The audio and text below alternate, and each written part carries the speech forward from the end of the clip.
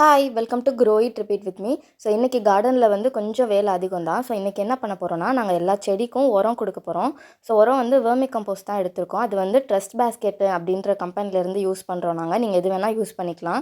அதுக்கப்புறம் இப்போ நம்ம போட போகிற செடிக்கு வந்து மேலே உள்ள கொஞ்சம் ஃபஸ்ட் லேயரோட மண்ணை வந்து கொஞ்சமாக அதை நம்ம இந்த மாதிரி லூஸ் பண்ணிக்கணும். லூஸ் பண்ணிவிட்டு அதுக்கப்புறம் அது மேலே அந்த வேர்மி கம்போஸ்ட் போட்டு ரெண்டையுமே மூடி மிக்ஸ் பண்ணி வச்சிடணும். அதுக்கப்புறம் லைட்டாக நீங்கள் தண்ணி தெளிச்சா போதும். இதே மாதிரி தான் எல்லா செடிக்கும் நம்ம வந்து உரம் ஆட் பண்ணணும். இந்த 3 குட்டி செடி வந்து கோழிக்கொண்டையோடது.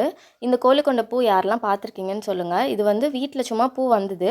ஸோ அதில் உள்ள விதையை எடுத்து தான் போட்டோம், நல்லாவே வந்திருக்கு. அதுக்கப்புறம் இன்னொரு 2 குட்டியாக வருதுல்ல தண்டு மாதிரி, அது வந்து மங்குஸ்தான் அந்த பழத்தோடது. அப்புறம் இந்த க்ரோ பேக்கில் உள்ளது வந்து கொரியாண்டர் சீட்ஸ் போட்டு விட்டுருந்தேன் ஒரு 1 வீக் முன்னாடி. அதுவுமே நல்லா வளர்ந்து வருது. ஸோ அது கூடவே கொஞ்சம் ரம்புட்டான் அந்த சீட்ஸுமே உள்ளே போட்டிருக்கேன். அதுவும் ஐ திங்க் வந்துரும்னு நினைக்கிறேன். அதுக்கப்புறம் கொஞ்சம் மின்ட்டோட அந்த ஸ்டெம்ஸ் கொஞ்சம் ஊனி வச்சுருக்கேன், அதுவும் துளுத்து வருது. அப்புறம் வெஜிடபிளில் வந்து ரிச் கார்ட் வந்து நல்லா பூ வச்சுருக்கு. மொட்டெல்லாம் நிறைய இடத்துல இருக்குது. ஐ திங்க் அது நல்லா வந்துரும்னு நினைக்கிறேன்.